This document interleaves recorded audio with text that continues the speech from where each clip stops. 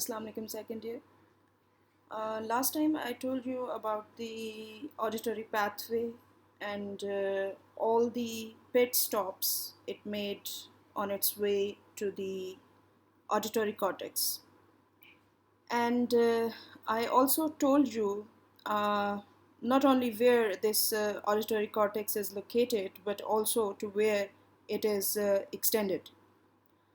Uh, Now I am going to give you more details about this auditory cortex and the effects in case it is damaged. In addition to that, you will learn that how sound frequencies they are perceived in the cortex.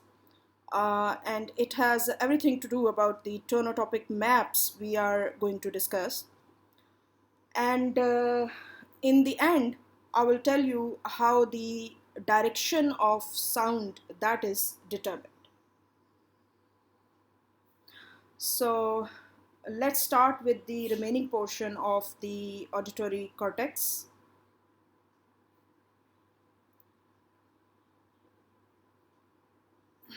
The auditory cortex, it has two separate subdivisions. The primary auditory cortex and the auditory association cortex.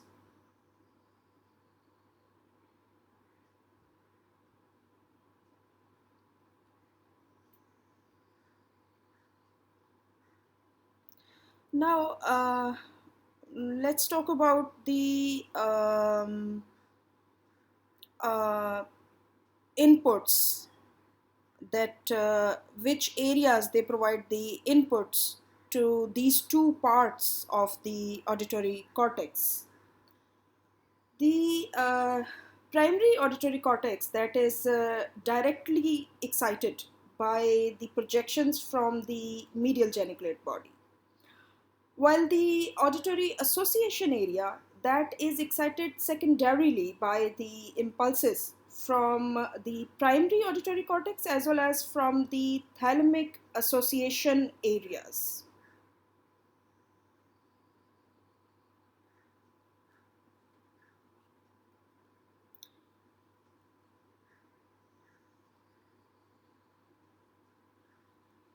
And also, I will tell you something about the polarity of our auditory cortex.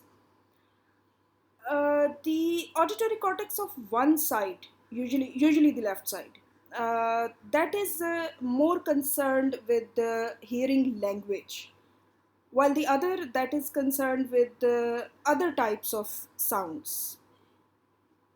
Now, in the left side, the area involved in language related processing that is called planum temporale. It is the portion of posterior superior temporal gyrus, and it is larger in left hemisphere in right-handed individuals, and it is even larger in musicians.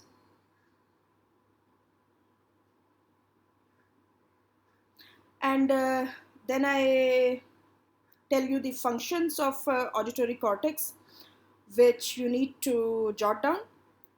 These functions are the discrimination of the sound source and localization of sound, then also recognition of voice and the auditory memory.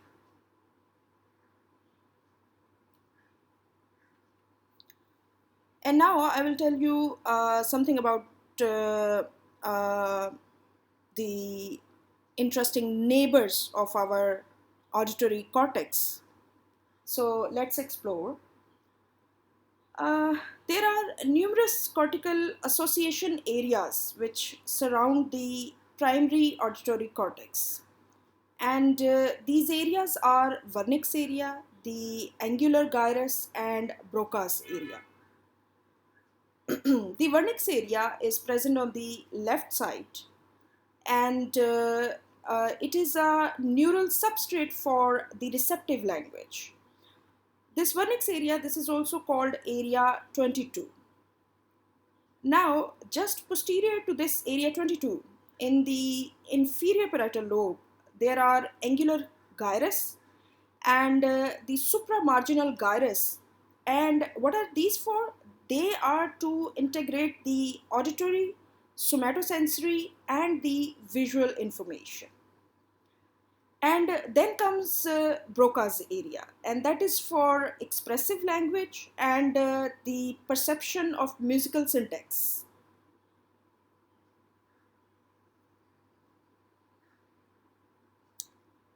All right.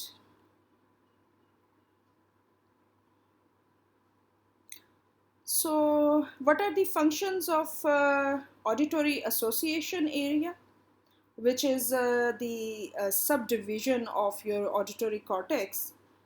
So, this association area, it responds to specific sound frequencies in the ear, and then it associates different sound frequencies with one another.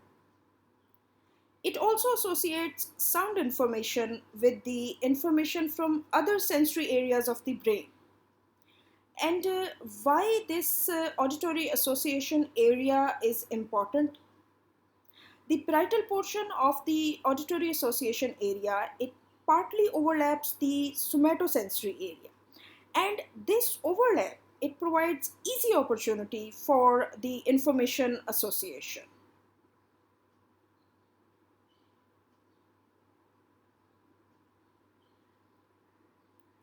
Well, now I'm going to tell you that how sound frequency that is perceived in the auditory cortex. Six tonotopic maps, they have been found in the primary as well as in the association auditory cortex. And in each of these maps, high frequency sound, it excites the neurons at one end, while the low frequency sound at the opposite end. And in most instances, low frequency sound, they are located anteriorly, while the high frequency sound, that is placed posteriorly. Now, this diagram, this is showing the spatial placement of these frequencies.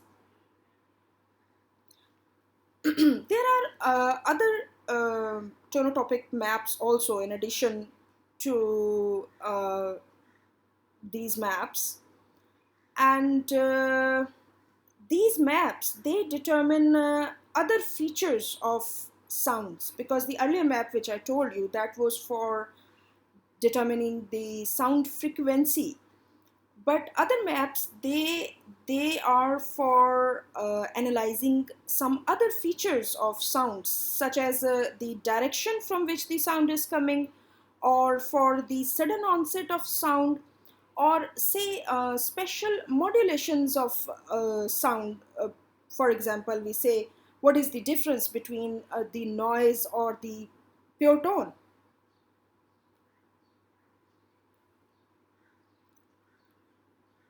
Hmm. Now let's have a look at the you can say sharpening effect our sound system achieves. You see, each auditory cortical neuron, it responds to only a narrow range of frequencies, and this range, that is specific for each neuron. Now, the effect of lateral inhibition, that is produced by stimulation at one frequency, and simultaneous inhibition of sound frequencies on both sides of the primary frequency. So this is how the other frequencies, they are inhibited laterally. Now this sharpening effect, that is achieved by collateral inhibitory fibers, which are, they are angling of the auditory signal pathway.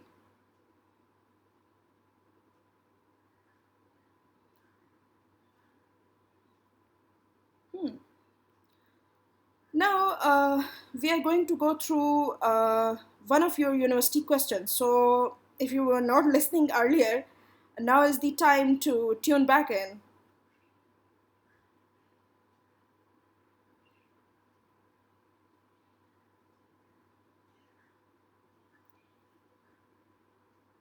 The determination of the direction of sound that is made in two planes, in the horizontal plane and in vertical plane. So if we are going to determine the direction in the horizontal plane, we assess two factors. And these two factors, they are time lag and the intensity gradient. Keep in mind that this mechanism, it does not tell whether the sound is coming from front or behind, or it is coming from above or below. Now, what about the time lag?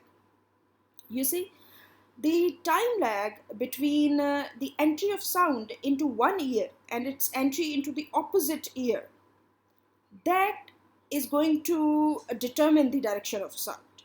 Now, this mechanism, it works best at the frequencies below 3000 hertz. And human ear, it can gauge the direction on a very small time interval at the 2 years, and this interval is around 0.00003 seconds. Now, this difference between uh, the the time of the entry, that helps, and then there is a difference between the intensities of the sound in 2 years. But the method which takes the difference between the intensities, now this works best at high frequencies.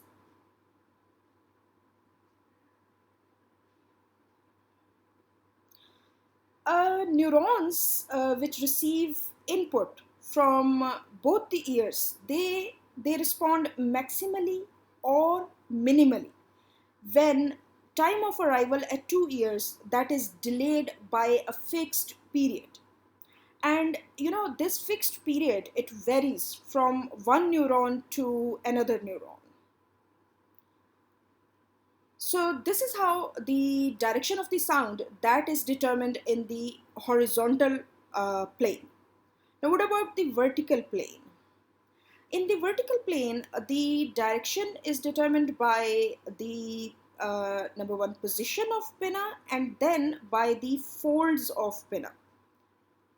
And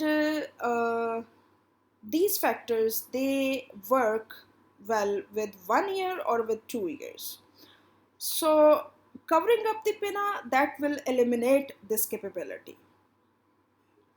So how the position of pinna helps? The specific positioning of pinna, that it is turned slightly forward. Now this specific positioning, it change the quality of sound entering the ear, and it depend on the direction from which the sound is coming. And as far as the folds are concerned, the comparison of direct and the secondarily reflected sound paths from the wrinkles on the pinna, that enables us to localize the direction of the sound vertically. Now, what is the neural mechanism for the detection of sound direction? You see, this neural mechanism, it begins in the superior olivary nucleus, and this is your viva question, keep in mind.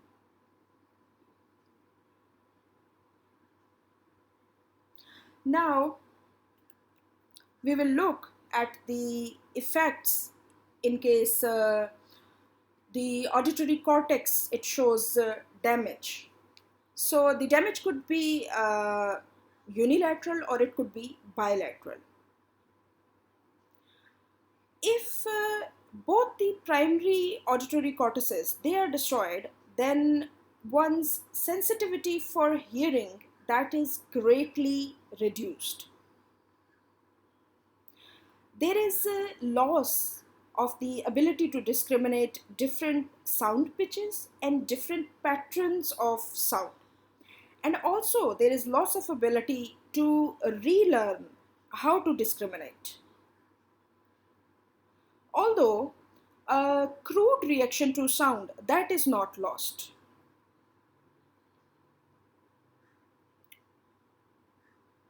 And in case of single-sided restriction, the hearing sensitivity that is only slightly reduced in the opposite ear. Also, the ability to localize the source of sound, that is affected. And why is that so? Because the comparative signals in both the cortices, they are required for the localization. So that's how the ability to localize, that is affected. But there is no deafness, because there are many crossover connections from side to side. Now, what happens if the lesion is in the auditory association area, and when the primary auditory cortex that is spared? For example, I give you the instance of a lesion in the, you can say, in the posterior portion of the superior temporal gyrus, and that was which area? Recall, that was the vernix area. In that case, the person, uh, he would be unable to interpret the meaning of the sound heard, although the ability to hear, that is not affected. And the ability to differentiate the sound tones, that also remains intact. And the simple patterns of the sound, they can also be interpreted, and the person can even repeat the words heard by him. So this is how the lesion in the auditory association area, it affects.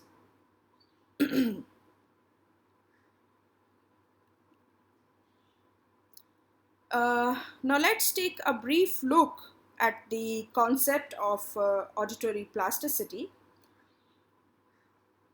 It is basically the alteration of the nerve cells in the auditory system to better conform to the environmental influences. And it is seen in deaf and blind persons and in musicians, such as uh, the in deaf persons, the auditory association area, that comes into action for viewing the sign language. And if you remember a movie, which I've got the name of, um, in blind persons, there is a better localization of sound. And then interestingly, in musicians, they have got a larger auditory area for the better pitch discrimination. So all these effects, in which the auditory system, it has a better adjustment to the environmental influences, that is called auditory plasticity. Uh, this is all for now, and next time we will move on to the hearing abnormalities.